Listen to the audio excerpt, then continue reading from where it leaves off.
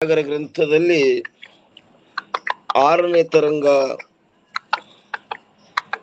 ತರಂಗದಲ್ಲಿ ನಿನ್ನಿನ ದಿವಸ ಏನು ನೋಡಿ ಬಂದೆವಪ್ಪ ಅಂತ ಕೇಳಿದ್ರೆ, ಅಗ್ರದ ದೇವನ 3 ಪ್ರಶ್ನೆಗಳು. ಮೊದಲನೇ ಪ್ರಶ್ನೆ ಯಾವ್ದಿತ್ತಪ್ಪ ಅಂತ ಕೇಳಿದ್ರೆ, ನಾನು ಯಾರು. ಎರಡನೇದ್ದು, ಸಂಸಾರವನ್ನು ರಚಿಸಿದವರು ಯಾರು. ಮತ್ತು ಇನ್ನು ಮೂರನೇದ್ದು ಏನ್ ಹೇಳಿದ್ರಪ್ಪ ಅಂತ ಕೇಳಿದ್ರೆ, ಮುಕ್ತಿಗೆ ಕಾರಣವು ಜ್ಞಾನವಿರುವುದು ಅಥವಾ ಕರ್ಮ ಇರುವುದು ಅಥವಾ ಉಪಾಸನ ಇರುವುದು ಅಥವಾ 2 ಕಾರಣಗಳು ಇರುತ್ತವೆಯೋ ಅಂತ ಈ ರೀತಿ ಶಿಷ್ಯನಾದಂಥವ ಪ್ರಶ್ನೆ ಮಾಡಿದ. ಅದಕ್ಕೆ ಮೊದಲನೇ ಪ್ರಶ್ನೆಗೆ ನಾನು ಯಾರು ಎಂಬ ಪ್ರಶ್ನೆಗೆ ಉತ್ತರ ಹೇಳಿದರು. ಏನ್ ಹೇಳಿದ್ರಪ್ಪ ಅಂತ ಕೇಳಿದ್ರೆ, 340ನೇ ಅಂಕದಲ್ಲಿ ಆತ್ಮನು ಸಂಘಾತಕ್ಕೆ ಸಾಕ್ಷಿ ಇರುತ್ತಾನೆ. ಆತ್ಮ ಸಂಘಾತಕ್ಕೆ ಏನದನ್ರಿಪ್ಪ ಅಂದ್ರೆ ಸಾಕ್ಷಿ ಅಂದ್ರೆ ತಿಳಿಯುವವ, ಎದರಿಟ್ಟು ನೋಡುವವ. ಸಂಘಾತ ಹೆಂಗದಪ್ಪ ಅಂತ ಕೇಳಿದ್ರೆ ದೃಶ್ಯದ, ಅವ ದ್ರಷ್ಟ ಅದನ, ಸಾಕ್ಷಿ ಅದನ ಅಂತ ಹೇಳಿದ್ರು. ಸಾಕ್ಷಿ ಅಂದ್ರೆ ಏನ್ರಿಮ್ಮ? ಅಪ್ಪರ ಸಾಕ್ಷಿ ಅಂದ್ರ ಅಂತಃಕರಣದಲ್ಲಿ ವರ್ತಿಸುವ ಚೇತನ್ ಮಾತ್ರಕ್ಕೆ ಸಾಕ್ಷಿ ಎನ್ನುತ್ತಾರೆ. ಅಂತಃಕರಣದ ವೃತ್ತಿಯಲ್ಲಿ ವರ್ತಿಸುವ ಚೇತನ ಮಾತ್ರಕ್ಕೆ ಸಾಕ್ಷಿ. ಇನ್ನ ಅಕೃತತ್ವೇ ಸತಿ ದೃಷ್ಟ ಸಾಕ್ಷಿ. ಅಪ್ಪರ ಉದಾಸೀನತ್ವೇ ಸತಿ ಬೌದ್ಧಂ ಸಾಕ್ಷಿನ ಅಂತ. ಬರೋಬರಿ, ಅದನ್ನು ಕೂಡಿರ್ತದ್ರಿ. ಉದಾಸೀನತ್ವೇ ಸತಿ ಬೌದ್ಧ ಸಾಕ್ಷಿ. ಅಂತ ಸಾಕ್ಷಿ ಏನ್ ಮಾಡ್ತಾನಪ್ಪ ಅಂತ ಕೇಳಿದ್ರೆ, ಸಂಘಾತಕ್ಕೆ ಸಾಕ್ಷಿ ಇರುತ್ತಾನೆ. ಅಂದ್ರೆ ಸಂಘಾತ ಅಂದ್ರೆ ಸ್ಥೂಲ ಸೂಕ್ಷ್ಮ ಅವೇನಕ ಸಂಘಾತ ಅಂತ ಕರೀತಾರ್ರಿ ಅವ್ಕ. ಶ್ರೀ ಗುರುರ್ ವಾಚ ದುಹ ಏನ್ ಹೇಳ್ತಾರ್ರಿ ಅಲ್ಲಿ ಅರ್ಧ ದುಹ ಏನ್ ಹೇಳ್ಯಾರ್ರಿ? ಸತ್ ಚಿತ್ತ ಆನಂದ ಏಕತು ಬ್ರಹ್ಮ ಅಜನ್ಮ ಅಸಂಗ, ಅದರದೇ ಅರ್ಥ ಹೇಳಿದ್ರು. ಹೇ ಶಿಷ್ಯನೇ, ನೀನು ಸದ್ರೂಪನು, ಚಿದ್ರೂಪನು ಮತ್ತು ಆನಂದ ರೂಪನು, ಜನ್ಮರಹಿತನು ಮತ್ತು ಸಂಘರಹಿತನು. ಮತ್ತೆ ಹೆಂಗದಪ್ಪ ಅಂತ ಕೇಳಿದ್ರೆ, ಹಾಗೂ ಒಬ್ಬನೇ ಆಗಿದ್ದು ಬ್ರಹ್ಮ ಸ್ವರೂಪನಾಗಿರುವಿ ಅಂತ ಹೇಳಿದರು. ಅದನ್ನೇ ಟೀಕಾ, ಶಿಷ್ಯನು ಮೊದಲ ಯಾವ ಪ್ರಶ್ನೆಯನ್ನು ಕೇಳಿದನೋ ಅದಕ್ಕೆ ಈಗ ಉತ್ತರವನ್ನು ಹೇಳುತ್ತಾರೆ. ಏನ್ ಹೇಳಿದ್ರಪ್ಪ ಅಂತ ಕೇಳಿದ್ರೆ, ನೀನು ಸತ್ಚಿತ್ ಆನಂದ ರೂಪನಿರುವೆ. ಹೀಗೆ ಹೇಳುವುದರಿಂದ ದೇಹಕ್ಕಿಂತಲೂ ಭಿನ್ನವೆಂದು ಹೇಳಲ್ಪಟ್ಟಿತು. ದೇಹ ಹೆಂಗದಪ್ಪ ಅಂತ ಕೇಳಿದ್ರೆ, ಯಾಕಂದರೆ ದೇಹವು ಅಸದ್ರೂಪವಿರುತ್ತದೆ. ದೇಹ ಸತ್ತಿಲ್ಲ, ಅಸದ್ರೂಪ ಮತ್ತು ಜಡ ರೂಪವಿರುತ್ತದೆ ಹಾಗೂ ದುಃಖ ರೂಪವಿರುತ್ತದೆ. ಇದಲ್ಲದೆ ನೀನು ಕರ್ತ ಭೋಕ್ತ ಕೂಡ ಆಗುವುದಿಲ್ಲ. ಯಾವ ನೀ ಸಾಕ್ಷಿಯಾದ ಆತ್ಮ ಅದೆಯಲ್ಲ, ನೀ ಕರ್ತ ಭೋಕ್ತ ಕೂಡ ಆಗುವುದಿಲ್ಲ. ಯಾಕಂದರೆ ಯಾವಾತನಲ್ಲಿ ದುಃಖ ಉಂಟಾಗುತ್ತಿದೆಯೋ ಅವನು ದುಃಖದ ನಿವೃತ್ತಿ ಹಾಗೂ ಸುಖದ ಪ್ರಾಪ್ತಿಗೋಸ್ಕರ ಕ್ರಿಯೆಯಲ್ಲಿ ತತ್ಪರನಾಗುತ್ತಾನೆ. ಅಂಥವನು ಕರ್ತ ಎಂದು ಹೇಳಲ್ಪಡುತ್ತಾನೆ. ಇನ್ನು ಒಂದೇ ಕಡೆ ಆದರೆ ನಿನ್ನಲ್ಲಿ ಏನಿಲ್ಲ, ದುಃಖ ಇರುವುದೇ ಇಲ್ಲ. ದುಃಖ ಇರುವುದೇ ಇಲ್ಲ. ಆದ್ದರಿಂದ ದುಃಖವನ್ನು ನಿವೃತ್ತಿ ಮಾಡಿಕೊಳ್ಳುವುದಕ್ಕೋಸ್ಕರ ಮಾಡಬೇಕಾದ ಕರ್ತವ್ಯವಿಲ್ಲ. ಆದ್ದರಿಂದ ಕರ್ತ ಅಲ್ಲ. ಇನ್ನು ಎರಡನೇ ಕಡೆ ಏನ್ ಹೇಳಿದ್ರು, ನೀನು ಆನಂದ ಸ್ವರೂಪನಾಗಿರುವಿ. ನೀ ಇರುವುದೇ ಹೆಂಗದಪ್ಪ ಅಂತ ಕೇಳಿದ್ರೆ ಆನಂದ ಸ್ವರೂಪನಾಗಿರುವಿ. ಆದ್ದರಿಂದ ಸುಖದ ಪ್ರಾಪ್ತಿಗೋಸ್ಕರವಾಗಿಯೂ ಆ ಸುಖ ಪಡ್ಕೋಬೇಕಂತ ಸುಖದ ಪ್ರಾಪ್ತಿಗೋಸ್ಕರವಾಗಿಯೂ ಕೂಡ ನೀನು ಮಾಡಬೇಕಾದ ಕರ್ತವ್ಯವಿಲ್ಲ. ಆದ್ದರಿಂದ ಕರ್ತ ಅಲ್ಲ. ಯಾವನು ಕರ್ತ ಆಗುವನೋ ಅವನೇ ಭೋಕ್ತ ಕೂಡ ಆಗುತ್ತಾನೆ. ಯಾವ ಮಾಡ್ಯಾನ ಅವನೇ ಉಣವಾಗ್ತಾನ. ಆದರೆ ನೀನು ಕರ್ತ ಅಲ್ಲವಾದ್ದರಿಂದ ಭೋಕ್ತಾನು ಕೂಡ ಅಲ್ಲ.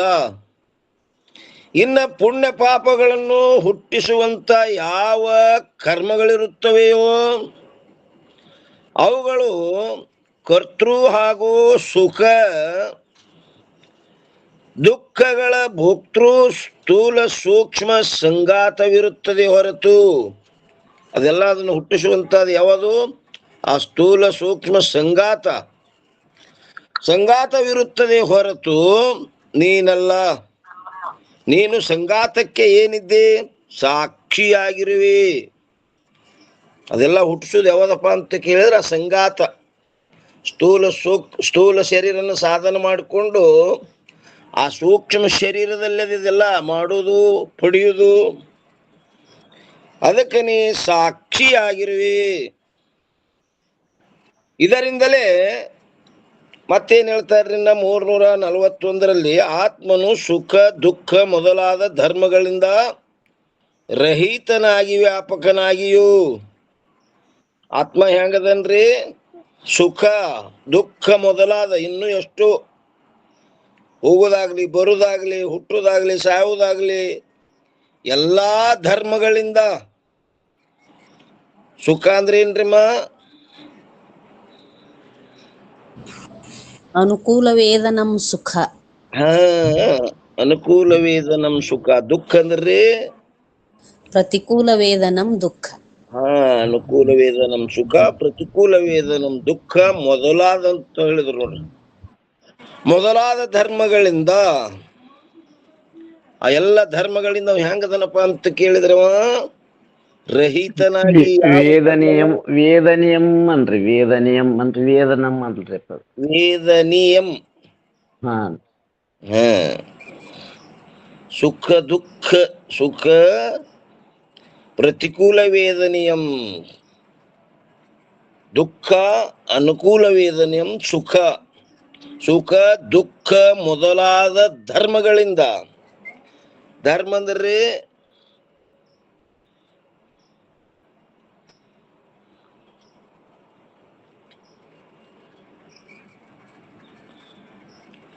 ಮೊದಲಾದ ಧರ್ಮಗಳಿಂದ ಯಾವ ಹಸಿವಾಗಲಿ ನೀರಡುವಿಕೆ ಆಗಲಿ ಹುಟ್ಟುವುದಾಗ್ಲಿ ಸಾವುದಾಗ್ಲಿ ಹೋಗಿ ಬರುವುದಾಗ್ಲಿ ಇದೆಲ್ಲ ಎದರದಪ್ಪ ಅಂತ ಕೇಳಿದ್ರೆ ಆ ಸಂಗಾತದ್ದೇ.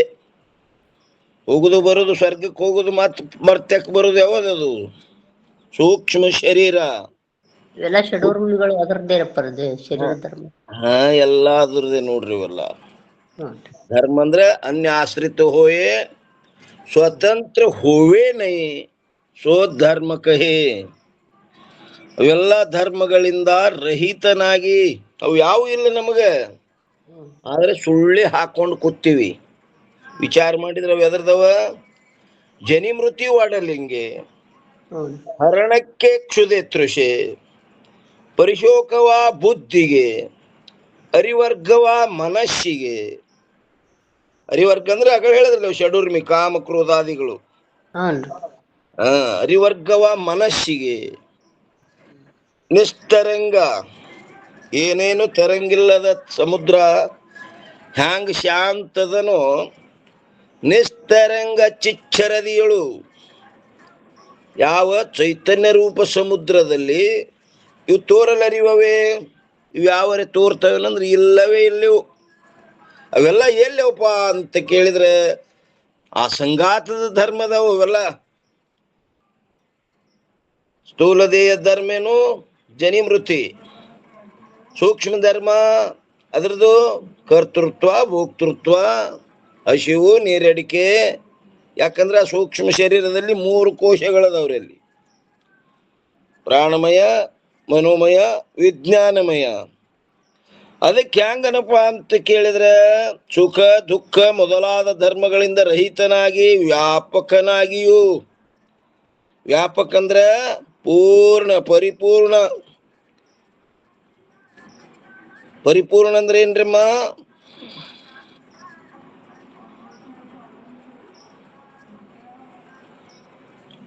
ಪರಿಪೂರ್ಣನಂದ್ರ ತ್ರಿವಿಧ ಪರಿಚ್ಛೇದ ರಹಿತ. ಅದು ಕಾಲದಿಂದ ಅಂತಿಲ್ಲ, ದೇಶದಿಂದ ಅಂತಿಲ್ಲ, ವಸ್ತುವಿನಿಂದು ಇಷ್ಟ ಅಂತದು ಸೀಮಿತಿಲ್ಲ. ಅದಕ್ಕೇನಂದ್ರು? ವ್ಯಾಪಕ ಬೇಡ, ಪರಿಪೂರ್ಣ.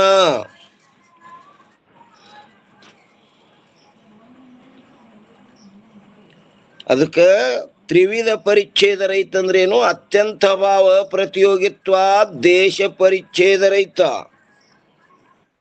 ಅನ್ಯೋನ್ಯ ಭಾವ ಪ್ರತಿಯೋಗಿತ್ವ ವಸ್ತು ಪರಿಚ್ಛೇದ ರಹಿತ, ಪ್ರಾಕ್ ಭಾವ ಪ್ರಧ್ವಂಸ ಭಾವ ಪ್ರತಿಯೋಗಿತ್ವ ಕಾಲ ಪರಿಚ್ಛೇದ ರಹಿತ.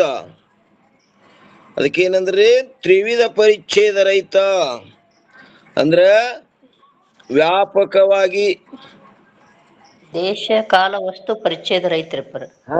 ದೇಶದಿಂದಲೂ ಕಾಲದಿಂದಲೂ ವಸ್ತುವಿನಿಂದಲೂ ಪರಿಚ್ಛೇದ ರಹಿತ. ಪರಿಚ್ಛೇದ ಅಂದ್ರೆ ಅಳಿತರಿ, ಹೌನ್ರಿಪ್ಪ. ಆ ಪರಿಚ್ಛೇದ ರಹಿತದದು. ಇದು ಅಪರಿಚಿನ್ನತ್ವ ಅದ್ರಪ್ಪ. ಅದಕ್ಕ ಪರಿಪೂರ್ಣ. ಅಪರಿಚಿನ್ನತ್ವ, ಪರಿಚಿನ್ನತ್ವ ಅಲ್ಲ. ಏನ್ರಿ?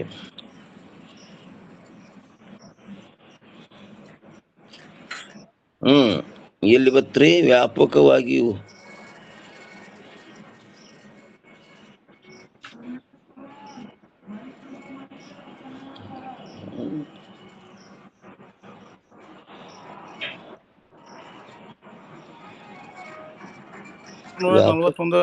ಅಂಕದ ನೋಡ್ರಪ್ಪ ಅಲ್ಲಿ 41 ಏನ್ರಿ? ಏನ್ ಮಾಡಿದಪ್ಪ ಅಂತ 41 ಆತ್ಮನು ಸುಖ ದುಃಖ ಮೊದಲಾದ ಧರ್ಮಗಳಿಂದ ರಹಿತನಾಗಿ ವ್ಯಾಪಕನಾಗಿಯೂ ಏಕನಾಗಿಯೂ. ಆತ್ಮ ಹೆಂಗದನಪ್ಪ ಅಂತ ಕೇಳಿದ್ರೆ ಅನೇಕಿಲ್ಲ. ಏಕನಾಗಿ ಇರುತ್ತಾನೆ. ಸಾಂಖ್ಯ ಮತವನ್ನು ಹಾಗೂ ತ್ರಿವಿಧ ನ್ಯಾಯ ಮತವನ್ನು ಹೇಳಿ ಪುನಃ ಅವುಗಳನ್ನು ಖಂಡನ ಮಾಡುತ್ತಾರೆ. ಮೊದಲು ಯಾವ್ದು ಹೇಳಿದ್ರಿ? ಸಾಂಖ್ಯ. ಈಗೇನ್ ಹೇಳಿದ್ರು? ಆತ್ಮನು ಸುಖ ದುಃಖ ಮೊದಲಾದ ಧರ್ಮಗಳಿಂದ ರಹಿತನಾಗಿ ವ್ಯಾಪಕನಾಗಿಯೂ ಏಕನಾಗಿಯೂ ಇರುತ್ತಾನೆ.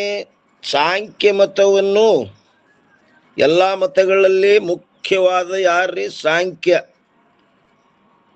ಅದಕ್ಕೆ ಮೊನ್ನೆ ಅಣ್ಣವ್ರು ಹೇಳಿದ್ರು, ಅಲ್ಲಿ ಕೂಡಿದ್ದೆ ಒಂದ್ ಜನ ಗುಡ್ಯಾಗ.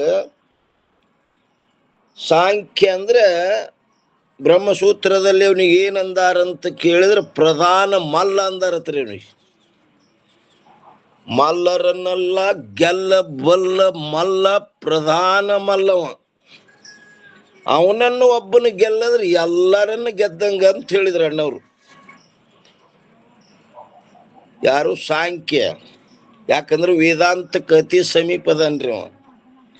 ಆದ್ರೂ ಎಲ್ಲಿ ತಪ್ಪೇನ? ಆತ್ಮ ವ್ಯಾಪಕಂತೂ ಒಪ್ಪೆ, ಅನೇಕಂತೂ ಒಪ್ಪೇನ. ಆತ್ಮ ವ್ಯಾಪಕಂದನ, ಆದ್ರ ಅನೇಕರು ಅಂತ ಒಪ್ಪೇನ. ಅಲ್ಲಿ ಹಾದಿ ಬಿಟ್ಟ ನಾವು. ಸ್ವಲ್ಪ ದ್ವೈತಪತ್ತಿ ಬಂತಲ್ರಿಪ್ಪ. ಮತ್ತ ಅನೇಕ ಅಂದ್ರೆ ದ್ವೈತಪತ್ತಿ ಬಂತಲ್ರಿ. ಹೌನ್ರಿ. ವ್ಯಾಪಕ ಪರಿಪೂರ್ಣ ಏನೋ ಒಪ್ಪಿದ, ಆದ್ರೂ ಅನೇಕರರ ಅಂತಂದ. ಆತ್ಮ ಏಕಂತ ಒಪ್ಪಿಲ್ರಿಪ್ಪ. ಏಕಂತ ಒಪ್ಪಿಲ್ಲ. ಏಕನಾಗಿಯೂ ಇರುತ್ತಾನೆ. ಸಾಂಖ್ಯ ಮತವನ್ನು ಹಾಗೂ ತ್ರಿವಿಧ ನ್ಯಾಯ ಮತವನ್ನು ಹೇಳಿ ಪುನಃ ಅವುಗಳನ್ನು ಖಂಡನ ಮಾಡ್ತಾರ್ರಿ. ಆತ್ಮನು ಒಬ್ಬನೇ ಇರುವನು, ಅನೇಕ ಆತ್ಮರಲ್ಲ. ಒಂದು ವೇಳೆ ಆತ್ಮ ಕರ್ತ ಭೋಕ್ತ ಆಗಿದ್ದರೆ ಅವಾಗೇನೋ ಅನೇಕ ಆತ್ಮರಿರುತ್ತಿದ್ದರು. ಯಾಕಂದರೆ ಕೆಲವರು ಸುಖ ದುಃಖಗಳ ಏನಂತಾರ್ರಿ? ಕೆಲವರು ಸುಖ ದುಃಖಗಳಾಗಿದ್ದಾರೆ. ಸುಖಿ ದುಃಖಿಗಳಾಗಿದ್ದಾರೆ.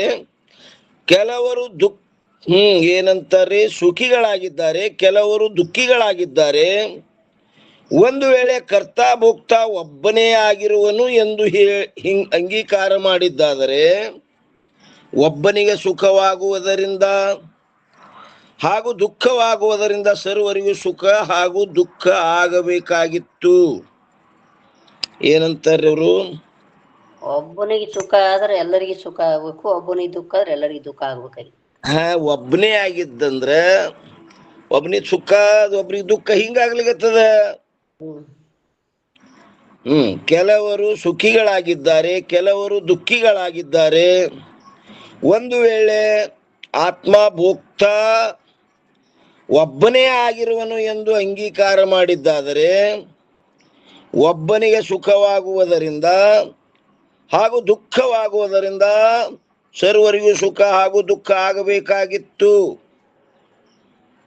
ಆಗುವುದಿಲ್ಲವಾದ್ದರಿಂದ ಭೋಕ್ತಾಗಳು ಅನೇಕರಿರುತ್ತಾರೆ, ಸಾಂಖ್ಯರಂತಾರ್ರಿ. ಆದರೆ ಆತ್ಮನು ಭೋಕ್ತ ಅಲ್ಲವೇ ಅಲ್ಲ, ಆದ್ದರಿಂದ ಒಬ್ಬನೇ ಇರುತ್ತಾನೆ. ಇನ್ನು 342 ಪೂರ್ವ ಪಕ್ಷಿ ಏನಂತಾನ್ರಿ? ಸಾಂಖ್ಯ ಮತದಲ್ಲಿ ಪೂರ್ವ ಪಕ್ಷಿ ಸಾಂಖ್ಯ ಮತದಲ್ಲಿ ಆತ್ಮನು ಕರ್ತಾ ಭೋಕ್ತ ಎಂದು ಅಂಗೀಕಾರ ಮಾಡದೆ ಯಾವ ಅನೇಕ ಪುರುಷರನ್ನು ಅಂಗೀಕಾರ ಮಾಡಿರುವನು. ಯಾರು? ಸಾಂಖ್ಯರು ಏನ್ ಮಾಡ್ಯಾರ್ರಿ? ಅನೇಕರಂತ ಅಂಗೀಕಾರ ಮಾಡ್ಯಾರ ಅವರು. ಅದು ಅತ್ಯಂತ ವಿರುದ್ಧವಿರುತ್ತದೆ.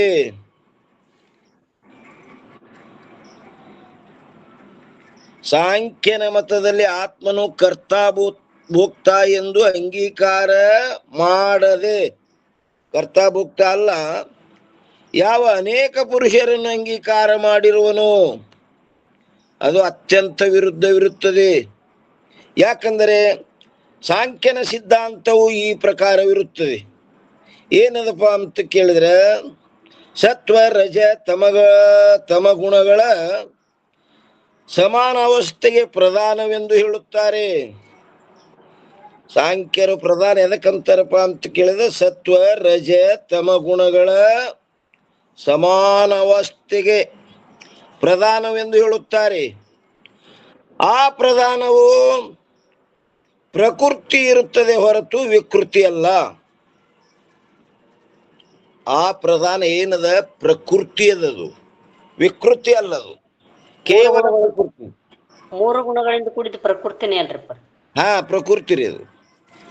ಅದು ಉಪಾದಾನ ಕಾರಣ ಅದ್ರಿ, ಅದು ಕಾರ್ಯ ಅಲ್ಲ. ಮತ್ತೆ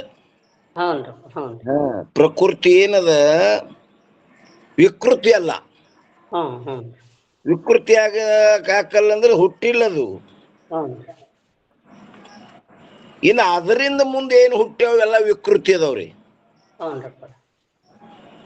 ಈಗ ಮನ್ಯಾಗ ಒಬ್ಬಕ್ಕಿ ಆಯಿ ಇರ್ತಾಳ್ರಿ. ಆ ಆಯಿಗೆ ಒಬ್ಬಕ್ಕಿ ಶಶಿ ಇರ್ತಾಳ. ಆ ಶಶಿಗೆ ಮತ್ತ ತನ್ನ ಮಗನಿಗೆ ಒಂದು ಹುಡುಗಿ ಮಾಡಿದ್ಲ, ಆಕಿಗೆ ಮತ್ತ ಆ ಶಶಿಗೆ ಏನಾಗ್ತಾಳ? ಅತ್ತೆ ಆಗಿರ್ತಾಳ ಆಕಿ. ಈ ಆಯಿ ಇದ್ದಂಗೆ ಇದು ಕೇವಲ ಪ್ರಕೃತಿ. ಏನ್ರಿ? ಪ್ರಕೃತಿ ಅಂದ್ರೆ ಏನ್ರಿಮ್ಮ? ಮಾಯಾ ವಿಶೇಷ ಅವಸ್ಥೆ ಪ್ರಕೃತಿ. ಪ್ರಕೃತಿ ಬರೋಬರ್ ಅದ. 3 ಗುಣಗಳಿಂದ ಕೂಡಿದ್ದೆ ಪ್ರಕೃತಿ. 3 ಗುಣಗಳನ್ನು ಗರ್ಭಿಸಿಕೊಂಡದ್ದೇ ಪ್ರಕೃತಿ. ಮತ್ತು ಮಾಯಾ ವಿಶೇಷ ಅವಸ್ಥಾಕ್ಕೂ ಪ್ರಕೃತಿ ಕಹೆ ಅಂತ ಅದಕ್ಕೂ ಲಕ್ಷಣ ಮಾಡ್ಯಾರ್ರಿ. ಆ ಪ್ರಧಾನವು ಪ್ರಕೃತಿ ಇರುತ್ತದೆ ಹೊರತು ವಿಕೃತಿ ಅಲ್ಲ. ವಿಕೃತಿ ಅಂದರೆ ಕಾರ್ಯವಿರುತ್ತದೆ. ವಿಕೃತಿ ಅಂದ್ರೆ ಕಾರ್ಯ. ಇದೆಲ್ಲ ಏನದ್ರಿ? ಪ್ರಪಂಚ ಪ್ರಕೃತಿಯ ಕಾರ್ಯದಿದು. ಕಾರ್ಯ ಅಂದ್ರೆ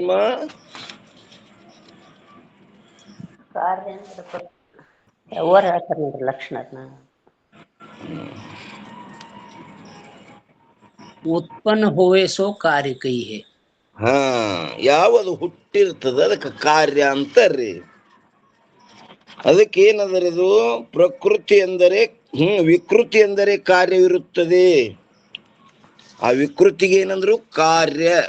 ಕಾರ್ಯ ಅಂದ್ರೆ ಉತ್ಪನ್ನ ಹೋಯಿತು ಕಾರ್ಯ ಕಹೆ. ಯಾವಾಗ ಹುಟ್ಟುತ್ತದೆ ಅದು ಕಾರ್ಯ ಇರ್ತದೆ. ಇನ್ನು ಎರಡನೇದು ಪ್ರಕೃತಿ ಅಂದರೆ ಉಪಾದಾನ ಕಾರಣವಿರುತ್ತದೆ. ಆ ಪ್ರಕೃತಿ ಅಂದ್ರೆ ಏನದಪ್ಪ ಅಂದ್ರೆ ಉಪಾದಾನ ಕಾರಣ. ಉಪಾದಾನ ಕಾರಣ ಅಂದ್ರಿ ಕಾರ್ಯದಲ್ಲಿ ವ್ಯಾಪಕವಿದ್ದು ಯಾವುದು ಕಾರ್ಯವನ್ನು ಹುಟ್ಟಿಸಲು ಯೋಗ್ಯವಾಗಿರುತ್ತೋ ಅದು ಕಾರಣ ರೀ. ಹಾ, ಪ್ರಕೃತಿ ಅಂದರೆ ಯಾವುದರ ಸ್ವರೂಪದಲ್ಲಿ ಕಾರ್ಯದ ಸ್ಥಿತಿ ಉಂಟಾಗುವುದು ಏನ್ರಿ ಉಪಾದಾನ ಏನ್ರಿ. ಪ್ರಕೃತಿ ಅಂದರೆ ಉಪಾದಾನ ಕಾರಣವಿರುತ್ತದೆ. ಉಪಾದಾನ ಕಾರಣ ಅಂದ್ರೇನು? ಯಾವುದರ ಸ್ವರೂಪದಲ್ಲಿ ಕಾರ್ಯದ ಸ್ಥಿತಿ ಉಂಟಾಗ್ಬೇಕು ನೋಡ್ರಿ. ಹೆಂಗಂದ್ರೆ ಮಣ್ಣಿನಲ್ಲಿ ಏನದ್ರಿ ಆ ಘಟ್ಟದ ಸ್ಥಿತಿ ಅದಿಲ್ರಿ ಇಲ್ಲಿ. ಅದಕ್ಕೆ ಏನಾಗ್ಯದ? ಅದು ಉಪಾದಾನ ಕಾರಣ ಆಗ್ಯದ.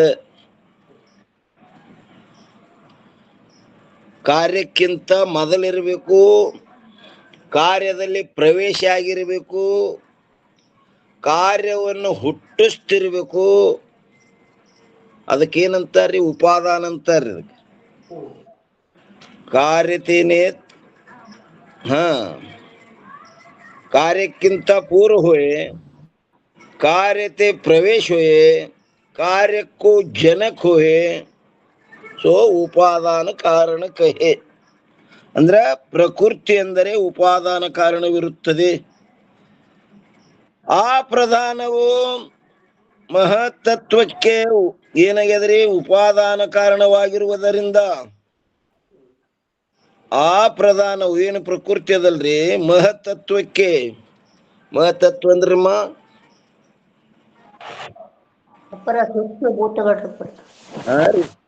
ಸೂಕ್ಷ್ಮ ಭೂತಗಳ್ರಪ್ಪರ ಶಬ್ದ ಸ್ಪರ್ಶ ತನ್ಮಾತ್ರ ಇಲ್ರಿ ಪ್ರಕೃತಿ.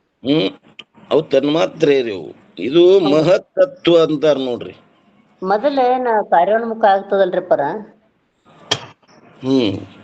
ಸಮಷ್ಟಿ ಬುದ್ಧಿ ಏನ್ರಿಪ್ಪ? ಹಾ ರೀ, ಸಮಷ್ಟಿ ಬುದ್ಧಿ ಏನ್ರಿ? ಹಾ ಕರೆಕ್ಟ್. ಸಮಷ್ಟಿ ಬುದ್ಧಿ. ಮಹತ್ತತ್ವ ಅಂದ್ರೆ ಸಮಷ್ಟಿ ಬುದ್ಧಿ ನೋಡ್ರಿ. ಅದು ಆ ಪ್ರಧಾನವು ಮಹತ್ತತ್ವಕ್ಕೆ ಉಪಾದಾನ ಕಾರಣವಾಗಿರುವುದರಿಂದ ಏನಂದ್ರೆ ಪ್ರಕೃತಿ ಇರುತ್ತದೆ. ಮತ್ತು ಅನಾದಿಯಾಗಿರುವುದರಿಂದ ವಿಕೃತಿ ಅಲ್ಲದು ನೋಡ್ರಿ. ಪ್ರಕೃತಿ ಏನ್ರಿ? ಹುಟ್ಟೇ ಇಲ್ಲದು. ಆ ಪ್ರಧಾನವು ಮಹತ್ತತ್ವಕ್ಕೆ ಉಪಾದಾನ ಕಾರಣವಾಗಿರುವುದರಿಂದ ಅದು ಪ್ರಕೃತಿ ಇರುತ್ತದೆ. ಮತ್ತು ಎರಡನೇದ್ದು ಅನಾದಿಯಾಗಿರುವುದರಿಂದ ವಿಕೃತಿ ಅಲ್ಲ. ಅದು ಅನಾದಿ ಅದರಿ. ಹುಟ್ಟಿತ್ತಂದ್ರೆ ಅದಕ್ಕೆ ಡೇಟ್ ಬರ್ತಿತ್ತು, ಅದು ಹುಟ್ಟಿಲ್ಲ. ಅದಕ್ಕೆ ಅನಾದಿಯಾಗಿರುವುದರಿಂದ. ಅನಾದಿ ಅಂದ್ರಿ ಉತ್ಪತ್ತಿ ರಹಿತವಾದ ವಸ್ತು ಅನಾದಿ. ಸ್ವರೂಪತಃ ಉತ್ಪತ್ತಿ ರಹಿತವಾದ ವಸ್ತು ಅನಾದಿ. ಮತ್ತು ಇನ್ನೊಂದು ಏನದಕ್ಕೆ ಅದಕ್ಕೆ ಲಕ್ಷಣ ಏನ್ ಮಾಡ್ಯಾರ್ರಿ? ಆದಿರ್ನ ಜ್ಞೇಯತೆ ಇತಿ ಅನಾದಿ. ಯಾವಾಗ ಆದಿ ಜ್ಞಾನೇ ಇಲ್ಲ, ಅನಾದಿ ಆಗಿರುವುದರಿಂದ ಅದು ವಿಕೃತಿ ಅಲ್ಲ. ಇನ್ನ ಎಷ್ಟ್ರಪ್ಪ ಅಂದ್ರೆ 2 8ನೇದು ಏನ್ ಹೇಳ್ತಾರ? ಮಹತ್ತತ್ವ, ಅಹಂಕಾರ ಮತ್ತು ಪಂಚತನ್ಮಾತ್ರೆಗಳು.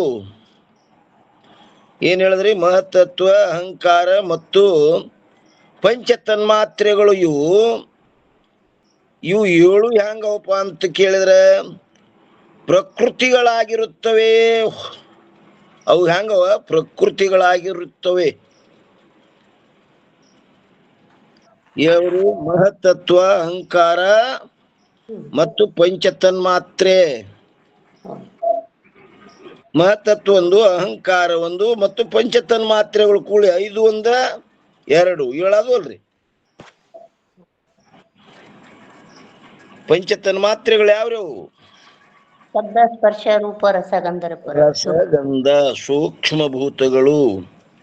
ಮಹತ್ತತ್ವ, ಅಹಂಕಾರ ಮತ್ತು ಪಂಚತನ್ಮಾತ್ರೆಗಳು ಇವು 7 ಹೆಂಗವಪ್ಪ ಅಂದ್ರ ಪ್ರಕೃತಿಗಳಾಗಿರುತ್ತವೆ, ವಿಕೃತಿಗಳಾಗಿರುತ್ತವೆ. ಇವು 7 ಏನವ್ರಿ? ವಿಕೃತಿಗಳಾಗ್ಯವ್ರಿ ಇವು. ಪ್ರಕೃತಿ ವಿಕೃತಿ ಹೇಟ ಹಿಂಗ ಎರಡು ಕೊಟ್ಟಾರಪ್ಪ. ಇವೇನವ ನೋಡ್ರಿ, ಮಹತ್ತತ್ವ, ಅಹಂಕಾರ ಮತ್ತು ಪಂಚ ತನ್ಮಾತ್ರೆಗಳು. ಇವು 7 ಹೆಂಗವ? ಪ್ರಕೃತಿನೂ ಅವ, ವಿಕೃತಿಗಳಾಗಿರುತ್ತವೆ. ಅಂದ್ರ ಆ ಮುಂದಿನ ಕಾರ್ಯಕ್ಕೆ ಇವು ಕಾರಣ ಆದುದರಿಂದ ಪ್ರಕೃತಿ ಅದಾವ, ಮತ್ತು ಮೂಲ ಪ್ರಕೃತಿಯಿಂದ ಇವು ಹುಟ್ಟುದರಿಂದ ವಿಕೃತಿನೇ ಅದಾವ. ಪೂರ್ವದಿಂದ ಪ್ರಕೃತಿ ಅದಾವ, ಉತ್ತರದಿಂದ ವಿಕೃತಿ ಆಗ್ಯಾವ. ಮೂಲ ಪ್ರಕೃತಿಯಿಂದ ಹುಟ್ಟ್ಯಾವ್ರಿ ಯಾವ? ಪ್ರಕೃತಿ, ಅಹಂಕಾರ ಮತ್ತು ತನ್ಮಾತ್ರೆಗಳು ಇವು ಹುಟ್ಟ್ಯಾವ. ಅದಕ್ಕ ಏನಂತಾರ ಇವಕ್ಕ ನೋಡ್ರಿ, ಮಹತ್ತತ್ವ, ಅಹಂಕಾರ ಮತ್ತು ಪಂಚ ತನ್ಮಾತ್ರೆಗಳು. ಇವು 7 ಪ್ರಕೃತಿ. ಯಾಕಂದ್ರು ಈ ಮುಂದಿನಕ್ ಹುಟ್ಸ್ಯಾವ ನೋಡ್ರಿ, ಅವು ಮುಂದಿನಕ್ಕ. ಜಗತ್ತಿಗೆ ಕಾರ್ಯಕ್ಕ ಅನುಕೂಲ ಆಗ್ಯಾದ ನೋಡ್ರಪ್ಪ. ಜಗತ್ತಿದ್ರಲ್ಲಿಂದ ಆದುದರಿಂದ ಇವಕ್ಕ ಪ್ರಕೃತಿ ಅಂದ್ರು. ಮತ್ತು ಇವು 7 ಆ ಮೂಲ ಪ್ರಧಾನ ಪ್ರಕೃತಿಯಿಂದ ಹುಟ್ಟಿದ್ದರಿಂದ ವಿಕೃತಿಗಳನ್ನು ಅದು.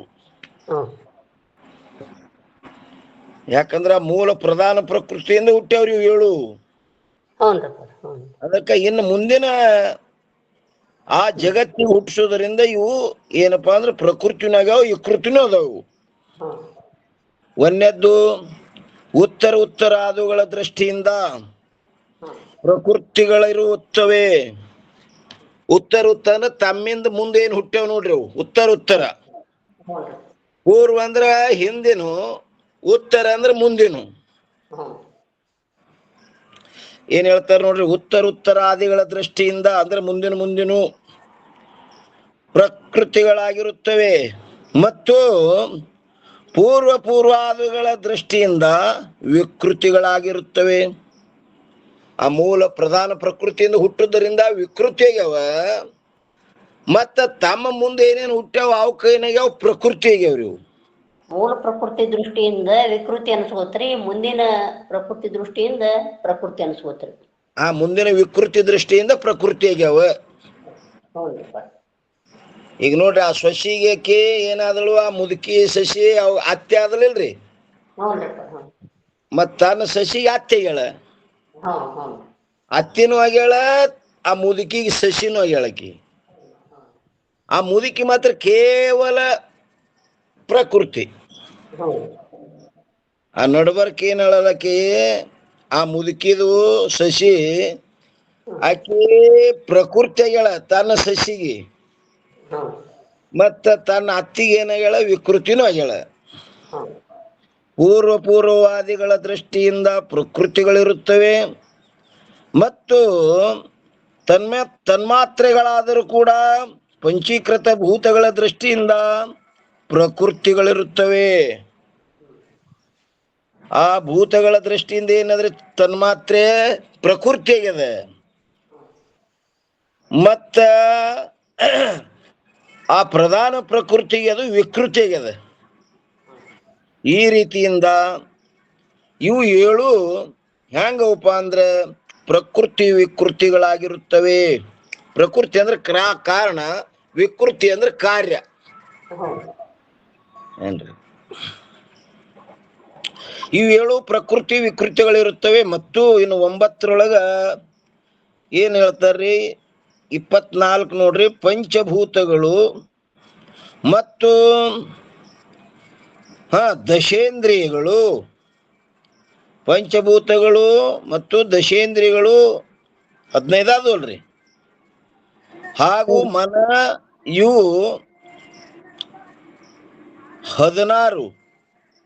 ಹೆಂಗಪ್ಪ ಅಂತ ಕೇಳಿದ್ರೆ ವಿಕೃತಿಗಳಿರುತ್ತವೆ ಹೊರತು ಪ್ರಕೃತಿಗಳಲ್ಲ. ಇವು ಯಾವಕ ಕಾರಣ ಇಲ್ಲ. ಪಂಚಭೂತಗಳು ಮತ್ತು ದಶೇಂದ್ರಿಯಗಳು ಹಾಗೂ ಮನ ಇವು 16 ಏನಾದವಪ್ಪ ಅಂತ ಕೇಳಿದ್ರೆ ವಿಕೃತಿಗಳಿರುತ್ತವೆ ಹೊರತು ಪ್ರಕೃತಿಗಳಲ್ಲ. ಮತ್ತು ಇನ್ನ 25 ಪುರುಷನು ಪ್ರಕೃತಿಯೂ ಅಲ್ಲ ವಿಕೃತಿಯೂ ಅಲ್ಲ. ಯಾರಿ? ಪುರುಷನು ಪ್ರಕೃತಿಯೂ ಅಲ್ಲ ವಿಕೃತಿಯೂ ಅಲ್ಲ. ಪುರುಷ ಅಂದ್ರೆ ಯಾರಿಗಂತಾರಮ್ಮ?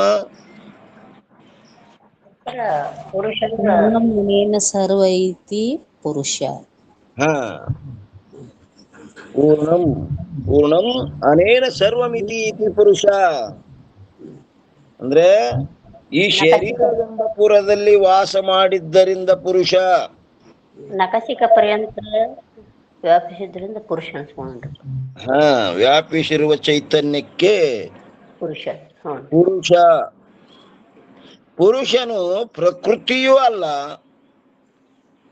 ಯಾಕವ ಎದಕ್ಕೂ ಕಾರಣ ಆಗಿಲ್ರಿ. ಕಾರಣ ಆಗಿದ್ರೆ ವಿಕಾರ ಆಗ್ಬೇಕಾಗ್ತದ. ಪುರುಷನು ಪ್ರಕೃತಿ ಅಲ್ಲ ವಿಕೃತಿ ಅಲ್ಲ. ಅವ ಯಾರಿಂದ ಹುಟ್ಟಿದವನು ಅಲ್ಲ. ಯಾಕಂದರೆ ಒಂದೇ ಕಡ ಒಂದು ವೇಳೆ ಯಾವುದೇ ಪದಾರ್ಥಗಳಿಗೆ ಕಾರಣವಾಗಿದ್ದಾದರೆ ಅದು ಪ್ರಕೃತಿಯಾಗುತ್ತದೆ. ಯಾವುದಕ್ಕರೆ ಕಾರಣ ಆಗಿತ್ತಂದ್ರೆ ಪ್ರಕೃತಿ ಆಗ್ತಿತ್ತು. ಯಾವುದಕ್ಕೂ ಕಾರಣ ಆಗಿಲ್ಲದು. ಮತ್ತು ಕಾರ್ಯವಾಗಿದ್ದರೆ ಅದು ವಿಕೃತಿ ಆಗುತ್ತದೆ. ಕಾರ್ಯ ಆಗಿತ್ತಂದ್ರೆ ವಿಕೃತಿ ಅನಿಸಿಗೋತಿತ್ತು. ಹಂಗ ಬದಲಾವಣೆನೂ ಆಗಿಲ್ರಿ. ಬದಲಾವಣೆನೂ ಅದೇನು ಬದಲಾವಣೆನೂ ಆಗಿಲ್ಲ. ಅದು ಯಾವುದಕ್ಕೂ ಕಾರಣ ಆಗಿಲ್ಲ, ಅದಕ್ಕೆ ಪ್ರಕೃತಿ ಅಲ್ಲ. ಮತ್ತು ಯಾವುದರಿಂದ ಹುಟ್ಟಿಲ್ಲ, ಅದು ವಿಕೃತಿನೇ ಅಲ್ಲ. ಏನಂತಾರೆ? ಮತ್ತು ಕಾರ್ಯವಾಗಿದ್ದರೆ ಅದು ವಿಕೃತಿ ಆಗುತ್ತದೆ.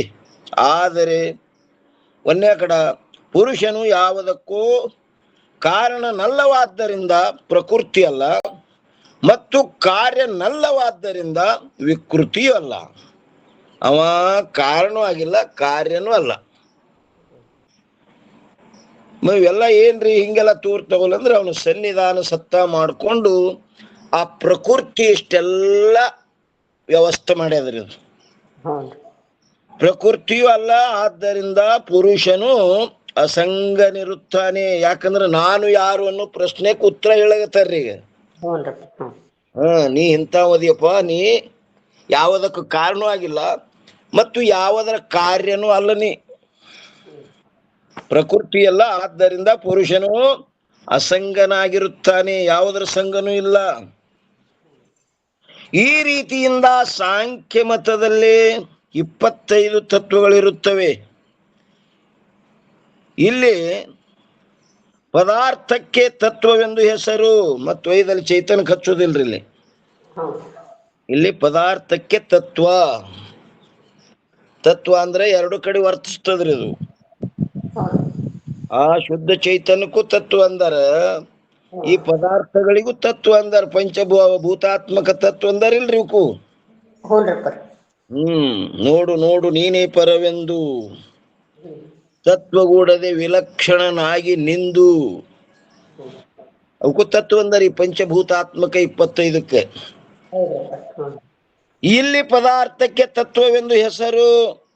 ಎರಡನೇ ಕಡ ಸಾಂಖ್ಯ ಮತದಲ್ಲಿ ಈಶ್ವರನ ಅಂಗೀಕಾರವಿರುವುದಿಲ್ಲ. ಎಲ್ರಿ? ಸಾಂಖ್ಯನ ಮತದಲ್ಲಿ ಈಶ್ವರನ ಅಂಗೀಕಾರವಿರುವುದಿಲ್ಲ. ಈಶ್ವರ ಇಲ್ಲ ಅಂತನ್ರಿ ಅವ, ನಿರೀಶ್ವರವಾಗಿ. ಅಲ್ಲೊಂದು ಟಿಪ್ಪಣಿ ಕೊಟ್ಟ ನೋಡ್ರಿ, 390. ಒಂದೇ ಕಡ ಶ್ವೇಶ್ವರ ಸಾಂಖ್ಯ ಮತ, ಎರಡನೇದ್ದು ನಿರೀಶ್ವರ ಸಾಂಖ್ಯ ಎಂಬ ಭೇದದಿಂದ ಸಾಂಖ್ಯ ಮತವು 2 ಪ್ರಕಾರವಾಗಿರುತ್ತದೆ. ಕರ್ಮದ ಅಂದರೆ ಬ್ರಹ್ಮನು ಏನ್ರಿ? ಕಧರ್ಮ ಏನ್ರಿದು?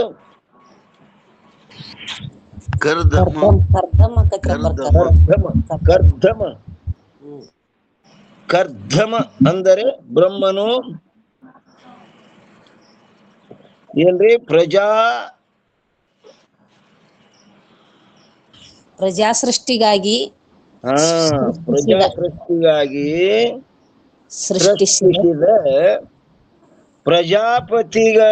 ಪ್ರಜಾಪತಿಗಳಲ್ಲಿ ಒಬ್ಬನು. ಆ ಪ್ರಜಾಪತಿಗಳು ಎಷ್ಟೋ ಇಂಥವ್ರು ಆಗಿ ಹೋಗ್ಯಾರತ್ರಿ ಬ್ರಹ್ಮಗಳು. ಅದರಲ್ಲಿ ಪ್ರಜಾಪತಿಗಳಲ್ಲೊಬ್ಬನು. ಹಾಗೂ ಅವನ ಪತ್ನಿ ಯಾರು? ದೇವಹೂತಿ. ಇವರ ಗರ್ಭದಲ್ಲಿ ಪುತ್ರನಾಗಿ ಜನಿಸಿದ ಯಾವ ಭಗವಂತನ ಅವತಾರವಾದ ಕಪಿಲದೇವನು, ಇವನು ಶ್ವೇಶ್ವರ ಸಾಂಖ್ಯವನ್ನು ಅಂಗೀಕರಿಸಿರುತ್ತಾನೆ. ಇವ ಈಶ್ವರನನ್ನ ಅಂಗೀಕಾರ ಮಾಡ್ಯಾನ್ರಿ. ಇವ ಶ್ವೇಶ್ವರ ಏನಂತಾರ್ರಿ? ಕಪಿಲದೇವನು ಯಾರ ಅವನ್ನೆಲ್ಲ ಹಿಸ್ಟ್ರಿ ಕೊಟ್ರು ನೋಡ್ರಿ, ಎಲ್ಲ ಅಡ್ರೆಸ್. ಕರ್ದಮ ಅಂದರೆ ಬ್ರಹ್ಮನು ಪ್ರಜಾ ಸೃಷ್ಟಿಗಾಗಿ ಸೃಷ್ಟಿಸಿದ ಪ್ರಜಾಪತಿಗಳಲ್ಲಿ ಒಬ್ಬನು. ಹಾಗೂ ಅವನ ಪತ್ನಿ ಯಾರಪ್ಪ ಅಂದ್ರೆ ದೇವಹೂತಿ. ಇವರ ಗರ್ಭದಲ್ಲಿ ಪುತ್ರನಾಗಿ ಜನಿಸಿದ ಯಾವ ಭಗವಂತನ ಅವತಾರವಾದ ಕಪಿಲದೇವನು, ಅವನು ಶ್ವೇಶ್ವರ ಸಾಂಖ್ಯವನ್ನು ಅಂಗೀಕರಿಸಿರುತ್ತಾನೆ. ಇನ್ನು ಎರಡನೇದ್ದು, ಅನ್ಯ ಕಪಿಲಾದಿ ಯೋಗಿಗಳ ನಿರೀಶ್ವರ ಸಾಂಖ್ಯವನ್ನು ಅಂಗೀಕರಿಸಿರುತ್ತಾರೆ. ಇವರ ಮತದಲ್ಲಿ ಈಶ್ವರನ ಅಂಗೀಕಾರ ಇರುವುದಿಲ್ಲ. ಮತ್ತೇನೆಂದರೆ ಪ್ರಧಾನ ಪ್ರಕೃತಿಯೇ ಜಗತ್ತಿಗೆ ಕಾರಣವೆಂದು ಒಪ್ಪಿ, ಏನಾಗ್ಯದಿಲ್ಲ ಜಗತ್ತ ಆ ಪ್ರಧಾನ ಪ್ರಕೃತಿಯಿಂದ ಆಗ್ಯದಂತನ್ರಿ. ಪ್ರಕೃತಿಯ ಕಾರಣ ಅಂತ ಒಪ್ಪಿ ಪುರುಷನ ಭೋಗ ಮೋಕ್ಷಗಳಿಗೆ ಕಾರಣವೆಂದು ಹೇಳಿದ್ದಾರೆ. ಆದರೆ ಅದು ಸಂಭವಿಸುವುದಿಲ್ಲ.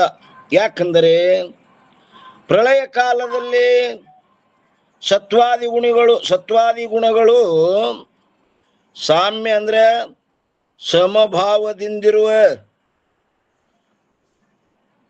ಅವಸ್ಥೆಗೆ ಪ್ರಧಾನವೆಂದು ಹೇಳುತ್ತಾರೆ. ಆ ಪ್ರಧಾನವು ಯಾವಾಗ ಸೃಷ್ಟಿ ಕಾಲದಲ್ಲಿ ಸಾಮ್ಯಾವಸ್ಥೆಯನ್ನು ತ್ಯಾಗ ಮಾಡುತ್ತದೆಯೋ, ಅದು ಮತ್ತೆ ಸೃಷ್ಟಿಯಾಗುವಾಗ ಸಾಮ್ಯಾವಸ್ಥೆ ಏನ್ ಮಾಡ್ತದ್ರೆ? ಅದು ತ್ಯಾಗ ಮಾಡುತ್ತದೆ. ಆವಾಗ ಜಗತ್ತಿನ ಉತ್ಪತ್ತಿಯೂ ಆಗುತ್ತದೆ. ಆ ಪ್ರಧಾನವು ಜಡವಾಗಿರುವ ಕಾರಣದಿಂದ, ಆ ಪ್ರಧಾನ ಹೆಂಗದಪ್ಪ ಅಂದ್ರೆ ಅದು ಜಡ ಅದ. ಅದಕ್ಕೆ ಸ್ವತಃ ಸಾಮ್ಯಾವಸ್ಥೆಯನ್ನು ತ್ಯಾಗ ಮಾಡುವುದರಲ್ಲಿ ಸಮರ್ಥವಿರುವುದಿಲ್ಲ. ಅದು ತ್ಯಾಗ ಮಾಡಬೇಕಾದ್ರೆ ಅದು ಸ್ವತಃ ತಾನೇ ಮಾಡಂಗಿಲ್ಲ. ಇನ್ನು ಚೇತನ ಪುರುಷನಂತೂ ಇವರ ಮತದಲ್ಲಿ ಏನಿಲ್ಲ, ಅಸಂಗನಾಗಿರೋಣದರಿಂದ ಪ್ರಧಾನ ಪ್ರಕೃತಿಯೊಡನೆ ಅವನ ಸಂಬಂಧವೂ ಇರುವುದಿಲ್ಲ. ಹಾಗೂ ಚೇತನದ ಸಂಬಂಧವಿಲ್ಲದೆ ಕೇವಲ ಜಡದಿಂದ ಕಾರ್ಯದ ಉತ್ಪತ್ತಿಯಾಗುವುದಿಲ್ಲ. ಕೇವಲ ಆ ಚೇತನ ಸಂಬಂಧ ಇಲ್ಲದೆ ಕಾರ್ಯದ ಉತ್ಪತ್ತಿ ಆಗುವುದಿಲ್ಲ. ಈಗ ಬರೀ ಹೆಣ್ಮಗಳೇ ಹಡಿತಾಳೇನ್ರಿ ಪುರುಷನ ಸಂಬಂಧ ಇಲ್ಲದೆ? ಆಗುವುದಿಲ್ಲ. ಕೇವಲ ಜಡದಿಂದ ಕಾರ್ಯದ ಉತ್ಪತ್ತಿ ಆಗುವುದಿಲ್ಲ. ಈ ಕಾರಣದಿಂದ ಪ್ರಧಾನ ರೂಪವೇ ಆದ ಮಾಯಾ ವಿಶಿಷ್ಟ ಚೇತನವೇ ಅಂತರ್ಯಾಮಿಯಾದ ಈಶ್ವರನೆನಿಸು ಏನಂತಂದ್ರೆ ಅಂತರ್ಯಾಮಿಯಾದ ಈಶ್ವರವೆನಿಸುತ್ತದೆ. ಯಾವದ್ರಿ? ಮಾಯಾ ವಿಶಿಷ್ಟ ಚೇತನವೇ. ಆ ಮಾಯಾ ವಿಶಿಷ್ಟ ಚೇತನವೇ ಏನಂದ್ರೆ ಅಂತರ್ಯಾಮಿಯಾದ ಈಶ್ವರ ನೆನೆಸುತ್ತದೆ. ಈಶ್ವರನು ಜಗತ್ತಿನ ಕರ್ತ ಆಗಿರುತ್ತಾನೆ. ಹೀಗೆಂದು ಒಪ್ಪುವುದು ಯೋಗ್ಯವಿರುತ್ತದೆ. ಆದರೆ ಸಾಂಖ್ಯ ಮತದಲ್ಲಿ ಅನೇಕ ಆತ್ಮರು ಪ್ರಕೃತಿಯು ನಿತ್ಯ ಎಂಬುವುದನ್ನು ಅಂಗೀಕಾರ ಮಾಡಿರುವುದರಿಂದ ಏನಂತನ್ರಿ ಅದಕ್ಕ, ಆದರೆ ಸಾಂಖ್ಯ ಮತದಲ್ಲಿ ಅನೇಕ ಆತ್ಮರು, ಒಬ್ಬರೇ ಇಲ್ಲ, ಆತ್ಮರು ಅನೇಕ ಅಂತ ಒಪ್ತಾನ. ಮತ್ತು ಪ್ರಕೃತಿಯು ನಿತ್ಯವೆಂಬುವುದನ್ನು, ಪ್ರಕೃತಿ ನಿತ್ಯ ಅಂತನ್ರಿ ಅವ. ಹೌದು.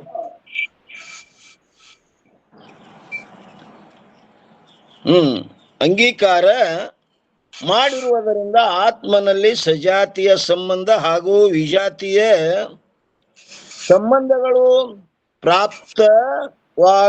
ಪ್ರಾಪ್ತವಾಗಲಾಗಿ, ಸಜಾತಿ ನೋಡ್ರಿ, ಸಜಾತಿ ಸಂಬಂಧ, ಸಜಾತಿ ಅಂತಾರ್ರಿ. ಈಗ ಸಜಾತಿ ವೇದ ಅಂದ್ರೆ ವ್ಯಕ್ತಿ ಭಿನ್ನ ವ್ಯಕ್ತಿ ಭಿನ್ನ ಜಾತಿ ಏಕ. ಏನಂದ್ರಿಮ್ಮ? ವ್ಯಕ್ತಿ ಭಿನ್ನ ಜಾತಿ ಏಕ ಸಜಾತಿರಪ್ಪ. ಸಜಾತಿ ಅಂದ್ರೆ ಏನಂತಾರಪ್ಪ ಅಂದ್ರ ವ್ಯಕ್ತಿ ಭಿನ್ನ ಜಾತಿ ಏಕ ಸಜಾತಿ. ವ್ಯಕ್ತಿಗಳು ಭಿನ್ನ ಅದಾವ, ಮನುಷ್ಯತ್ವ ಮಾತ್ರ ಇಬ್ಬರಲ್ಲಿ ಒಂದೇ ಅದ ನೋಡ್ರಿ. ಅದಕ್ಕೆ ಸಜಾತಿ, ಸಜಾತಿ ಸಂಬಂಧ ಹಾಗೂ ವಿಜಾತಿ. ವಿಜಾತಿ ಅಂದ್ರೆ ವ್ಯಕ್ತಿನೂ ಭಿನ್ನ ಜಾತಿನೂ ಭಿನ್ನ ವಿಜಾತಿರಪ್ಪ. ವ್ಯಕ್ತಿನೂ ಭಿನ್ನ ಜಾತಿನೂ ಭಿನ್ನ ವಿಜಾತಿ. ವಿಜಾತಿ ಸಂಬಂಧಗಳು ಪ್ರಾಪ್ತವಾಗಲಾಗಿ ಅನೇಕ ಆತ್ಮರುಗಳ ಅಸಂಗತ್ವವನ್ನು ಹೇಳುವುದಾದರೂ ಕೂಡ ವ್ಯಾಘಾತ ದೋಷದಿಂದ. ಇದು ಹೆಂಗಾಗ್ತದೆ? ವ್ಯಾಘಾತ ದೋಷದಿಂದ. ವ್ಯಾಘಾತ ದೋಷ ಅಂದ್ರೆ ಏನ್ರಮ್ಮ? ನನ್ನ ನಾಲಿಗೆಂದೇ ಮಾತಾಡ್ತೇನೆ ಅಂದಂಗ. ನನ್ನ ಬಾಯಿಯೊಳಗೆ ನಾಲಿಗೆ ಇಲ್ಲ. ವ್ಯಾಘಾತ ಅಂದ್ರೆ ಪೂರ್ವ ಉತ್ತರ ವಿರೋಧ ವಾಕ್ಯಕ್ಕೂ ವ್ಯಾಘಾತ. ವ್ಯಾಘಾತ ದೋಷದಿಂದ ಕೂಡಿರುತ್ತದೆ. ಆದ್ದರಿಂದ ವ್ಯಾಪಕವಾದ ಒಬ್ಬ ಆತ್ಮನನ್ನು ಅಂಗೀಕಾರ ಮಾಡಿ ಅನೇಕ ಅಂತಃಕರಣಗಳಿಂದ ಏನಾಗ್ತದೆ? ಭೋಗಾದಿಗಳು ಆತ್ಮನೊಡನೆ ಬೆರಕೆಯಾಗದಂತೆ ವ್ಯವಸ್ಥೆ ಮಾಡಿರುತ್ತದೆ. ಪುನಃ ಅನೇಕ ಆತ್ಮರುಗಳನ್ನು ಅಂಗೀಕಾರ ಮಾಡುವುದರಿಂದ ಏನಾಗ್ತದೆ? ಅದ್ವೈತ ಶ್ರುತಿಯೊಡನೆಯೂ ಹಾಗೂ ಮುಂದಿನ ಟಿಪ್ಪಣದಲ್ಲಿ ಹೇಳಲ್ಪಡುವ ಭೇದ ಬಾಧಕ ಯುಕ್ತಿಯೊಡನೆಯೂ ವಿರೋಧವಾಗುವುದರಿಂದ ಏನಾಗ್ತದಪ್ಪ ಅಂತ ಕೇಳಿದ್ರೆ ಅನ್ಯ ಯಾವ ಫಲವೂ ಪ್ರಾಪ್ತವಾಗುವುದಿಲ್ಲ. ಈ ರೀತಿಯಿಂದ ಸಾಂಖ್ಯ ಮತವು ಅಸಂಗವಿರುತ್ತದೆ. ಸಾಂಖ್ಯ ಮತ ಏನು? ಆತ್ಮ ಒಬ್ಬನೇ ಒಪ್ಪೆ ಅನೇಕ ಏನು ಒಪ್ಪೇನಲ್ಲ, ಇದಕ್ಕೇನಾಗ್ತದ್ರಿ? ಇದು ಅಸಂಗ ಆಗ್ತದೆ, ಸಂಭವಿಸಂಗಿಲ್ಲ.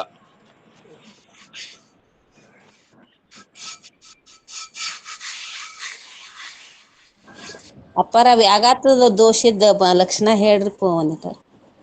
ವ್ಯಾಘಾತ ದೋಷದ ಲಕ್ಷಣ ಅಂದ್ರೆ ನೋಡ್ರಮ್ಮ, ಪೂರ್ವ ಉತ್ತರ ವಿರೋಧ ವಾಕ್ಯಕ್ಕೂ ವ್ಯಾಘಾತ ಕಹೇ. ನನ್ನ ತಾಯಿ ಬಂಜದಳಂದವ. ಪೂರ್ವ ಉತ್ತರ ವಿರೋಧ ವಾಕ್ಯಕ್ಕೂ ವ್ಯಾಘಾತ. ಮತ್ತು ನನ್ನ ತಂದೆ ಬಾಲ ಬ್ರಹ್ಮಚಾರಿ ಅದಾನಂದ್ರಿ. ನನ್ನ ತಂದೆರಿ ಅಂತಾನ, ಮತ್ತ ಬಾಲ ಬ್ರಹ್ಮಚಾರಿ ಅದನಂತಾನ. ಪೂರ್ವ ಉತ್ತರಕ್ಕೆ ವಿರೋಧ ಆಯ್ತಿಲ್ರಿ? ಇಲ್ಲದನ್ನ ಐತೆ ತೋರ್ಸ್ಕೊಟ್ಟಂಗ. ನನ್ನ ಬಾಯಿ ಒಳಗ ನಾಲಿಗೆ ಇಲ್ಲ ಅಂತಾನ. ಅದನ್ನ ಹೇಳ್ತಾನೆ ಅದ್ರಲ್ಲಿ ರೀ, ನಾಲಿಗಿಲ್ಲ ಹೇಳ್ಬೇಕಾಕೈತ್ರಪ್ಪ. ಮತ್ ಇಲ್ಲರಿ ಅಂತಾನ. ಹಂಗ ಅವ ಏಕಂತನ ಮತ್ತು ವ್ಯಾಪಕ ಅಂತನ ಮತ್ತು ಅನೇಕಂತನ್ರಿ. ವ್ಯಾಪಕ ವಸ್ತು ಒಂದಿರ್ತದ, ಮತ್ತ ಅನೇಕಂತಾನ. ವ್ಯಾಪಕನು ಅಂತಾನ, ಅನೇಕನು ಅಂತಾನ. ವ್ಯಾಘಾತ ಐತಿಲ್ರಿ? ವಿರೋಧ ಐತಿಲ್ಲ ಮೊದಲು ಹೇಳ್ಬೇಕ ಇದಕ್ಕೆ. ಹ್ಞೂನ್ರಿಪ್ಪ ವ್ಯಾಪಕ ವಸ್ತು ಅನೇಕ ಇರುವುದಿಲ್ಲ, ಒಂದಿರ್ತದದು. ಒಂದೇ ಇರ್ತೈತ್ರಿ. ವ್ಯಾಪಕ ಹೇಳಿ ಮತ್ತೇನಂತನ್ರಿ ಅನೇಕ ಅಂತ ಹೇಳ್ತಾನ. ಅದಕ್ಕೆ ಇದು ವ್ಯಾಘಾತ ದೋಷ. ಅನೇಕ ಅನ್ನಕತ್ತಾನ್ರಿ. ಹಾ ಪೂರ್ಣನು ಒಪ್ತಾನ, ವ್ಯಾಪಕದನಂತಾನ, ಆದ್ರ ಅನೇಕ ಆತ್ಮರರ ಅಂತಾನ. ಇನ್ನ ಮೂರನೇದ್ದು, ಸ್ವತಂತ್ರವಾದ ಪ್ರಕೃತಿಯು ಜಗತ್ತಿಗೆ ಕಾರಣವಿರುತ್ತದೆ. ಸ್ವತಂತ್ರವಾದ ಪ್ರಕೃತಿಯು ಜಗತ್ತಿಗೆ ಕಾರಣವಿರುತ್ತದೆ.